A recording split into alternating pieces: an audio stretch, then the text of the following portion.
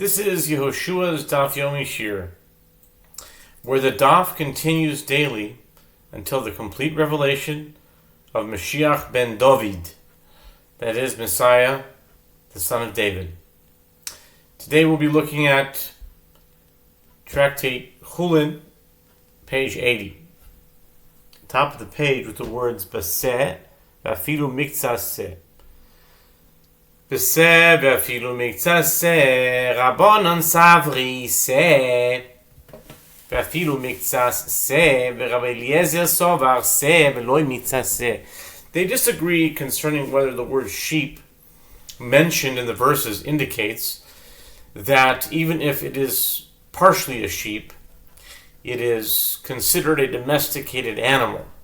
The rabbis hold that the word sheep indicates that even if it is partially a sheep, it is considered a domesticated animal, and Rabbi Eliezer holds that the word sheep indicates that it must be descended entirely from sheep or other domesticated animals, but not partially descended from sheep.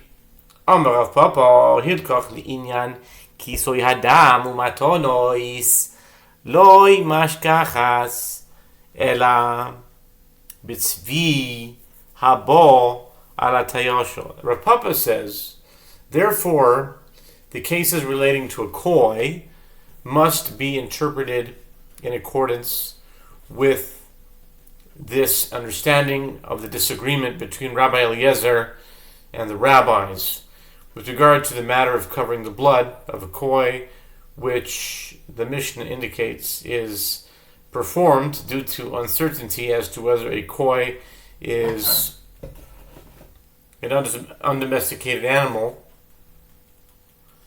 and with regard to the gifts of the priesthood, which the rabbis require to be given from a koi as from a domesticated animal, but Rabbi Eliezer does not. You find a way to interpret the cases only if they are referring to a koi resulting from a deer who mates with a female goat. The bein the Rabbanon ubein the Rabbi Eliezer misabkelehu ichoishishin lezera avoilo.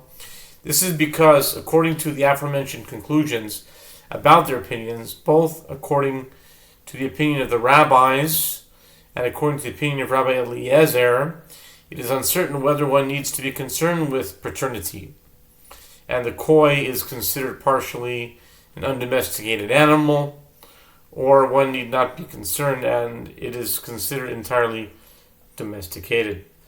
And they disagree as to whether the word sheep means that even if it is partially a sheep, it is considered a domesticated animal. Therefore, the Mishnah, which requires one to cover the blood of a koi whose father is a deer due to uncertainty, is in accordance with the opinion of the rabbis, because they, as opposed to Rabbi Eliezer, hold that if an animal has a domesticated component, it is considered a domesticated animal, and with regard to covering the blood, if the animal has an undomesticated component, the animal is considered undomesticated. As for the gifts of the priesthood, the rabbis require half of them to be given from this koi, as it has a domesticated component from its mother, while Rabbi Eliezer exempts one from giving them, as he holds that an animal's parents must both be domesticated to qualify the animal as domesticated. Mishkachas lo bein b'tayish habo ala tzviyo ubein betzvi habo ala tayasho. Rav Papa continues with regard to the matter of the prohibition against slaughtering an animal itself and its offspring on the same day, which the rabbis hold applies to a koi, but Rabbi Eliezer does not.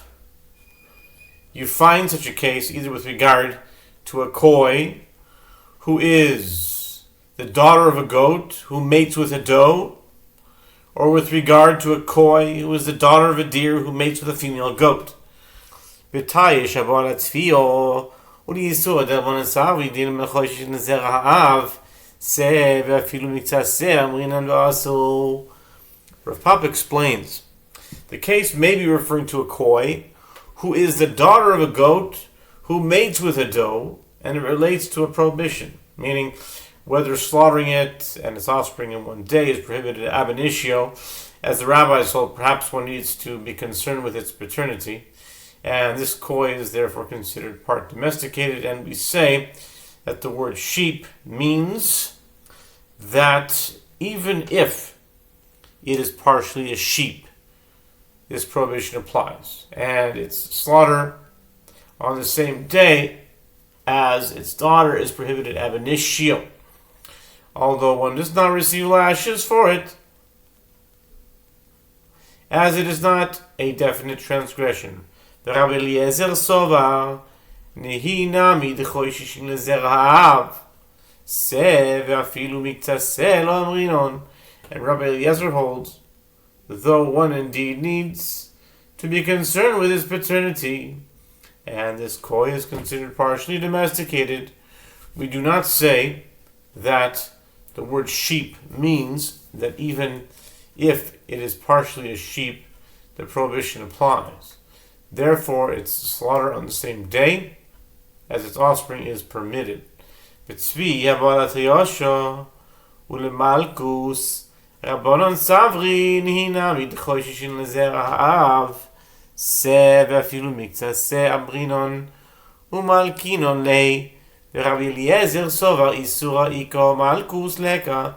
Additionally, the case under dispute may be referring to a koi who is the daughter of a deer who mates with a female goat, and it relates to whether slaughtering it and its offspring in one day renders one liable to receive lashes. The rabbis hold, though one indeed needs to be concerned with its paternity, and this koi is considered partially undomesticated, we say that the word sheep means that the prohibition applies even if it is partially a sheep, such as this koi, and one who slaughters it and its offspring on one day is flogged.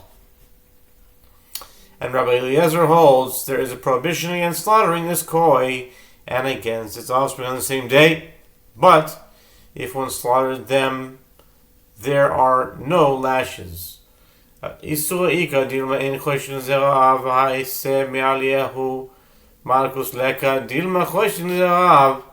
Gemara explains there is a prohibition in the case of this koi that it is itself a mother, since perhaps one need not be concerned with its paternity, and therefore this koi is a full-fledged sheep, like its mother.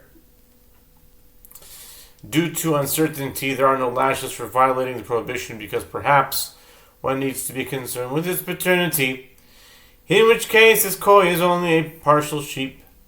And according to Rabbi Eliezer, we do not say that the word sheep means that even if it is partially a sheep, it is subject to the prohibition. Therefore, one is not flogged for slaughtering this koi on the same day as its offspring, and lashes are administered only when the witnesses give the transgressor a definite forewarning against violating the prohibition. Since the prohibition in this case is uncertain, any forewarning would be uncertain. Amar Rabbi Yehuda koi b'riyo b'fnei atzmahi v'lo chriyo b'chachamim.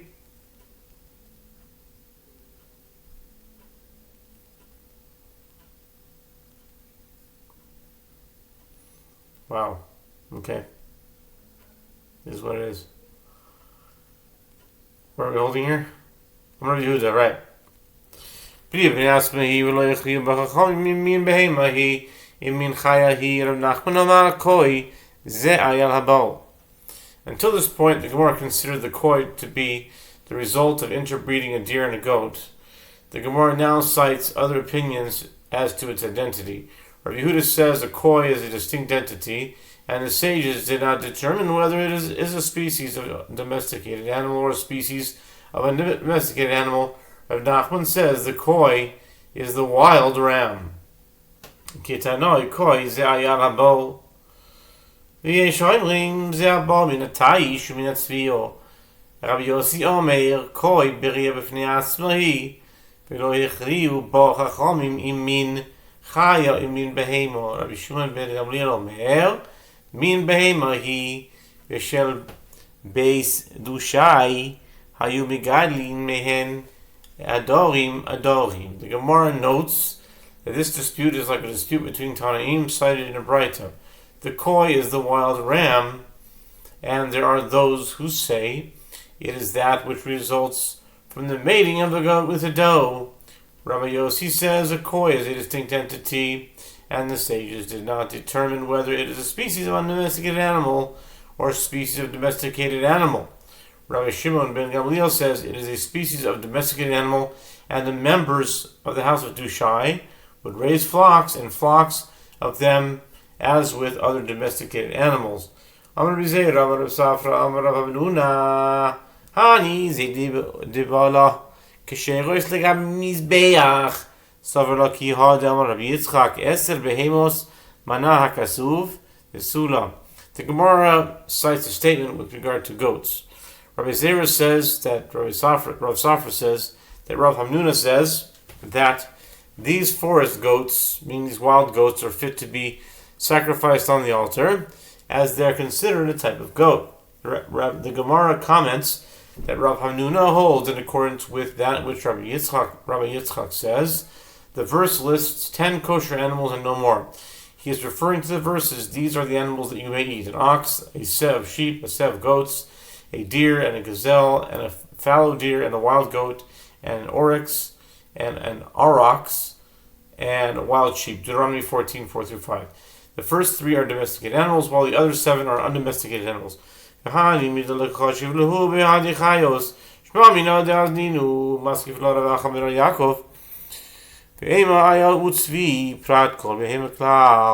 regard to these forest goats, since they are not reckoned among the undomesticated animals, learn from it that they are a type of goat, as they are also called goats and have a goat-like appearance. Rav Acha bar Yaakov objects to this. Perhaps wild goats are a different species of undomesticated animal, not explicitly mentioned in the verse, as the next verse provides a more general description.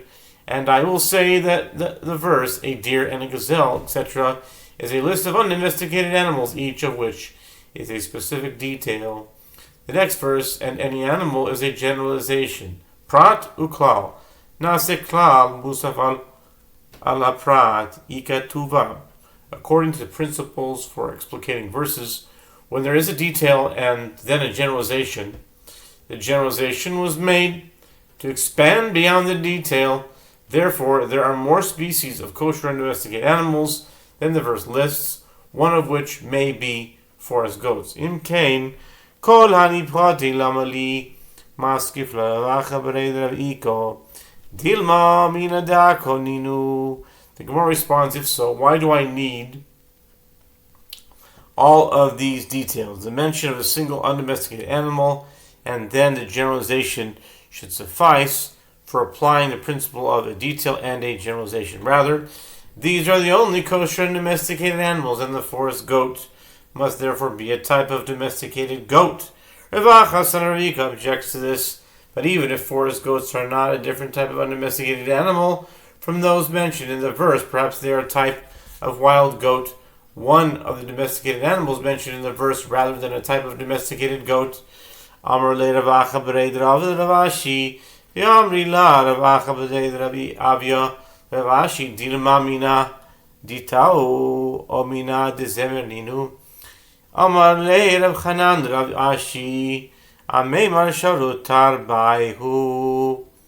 With regard to this topic, Rav Acha, son of Rava, said to Rav Ashi, and some say it was Rav Acha, son of Rav Avia, who said to Rav Ashi, perhaps they are a type of aurochs, or a type of wild sheep, which are also undomesticated animals. Rav Chanan said to Rav Ashi, deferring from Rav Hamnuna's opinion, Ameimar deems the consumption of their fat permitted, which is prohibited with regard to domesticated animals.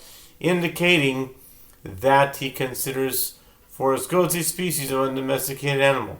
Boimini Abba Bered Rav Minyamin Barchio Meravuna Barchia Hani Ize Dibalo Mahu Nagabi Mizbeyach Amar Lei Adkan Lo Pligi Rabbi Yossi Verabanan Ela Bishorabor. Abba, the son of Rav Binyamin Barchia, inquired of Huna Barchia, what is the halakha with regard to offering these forest goats on the altar? Are they domesticated animals or may they be sacrificed? Rav Huna Barchia said to him, Rav Yossi and the rabbis disagree only with regard to the wild ox. Tan Shorabah bin Abehema, who Rav Yossi Omer bin Chaya, Rabbanan Savri, Midi Mitargeminan Torbala Mina de Behema, who Rabbi Yossi Savar Midika Chashiv Le Bahai Chayos Mini Chayahu Aval Hani Divde Kolbina Deis Nino. As we learned in the Mishnah in Climb 8.6, the wild ox is a species of undomesticated animal.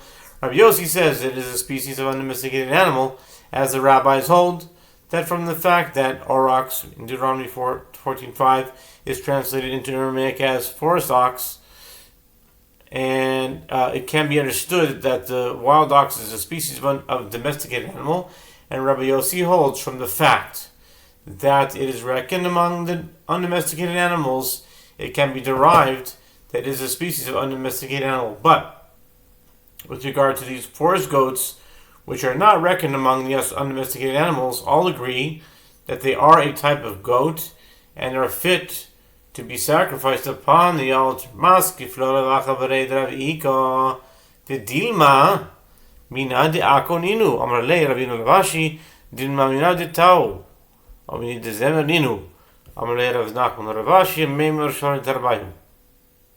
Ravachas and Ravika objects to this, but perhaps they are a type of wild goat. Similarly, Ravina says Ravashi, but perhaps they are a type of aurochs or a type of wild sheep. Additionally, Rav Nachman says Ravashi, a Maimar deems the consumption of their fat permitted, which is prohibited with regard to domesticated animals, as he considers them undomesticated animals.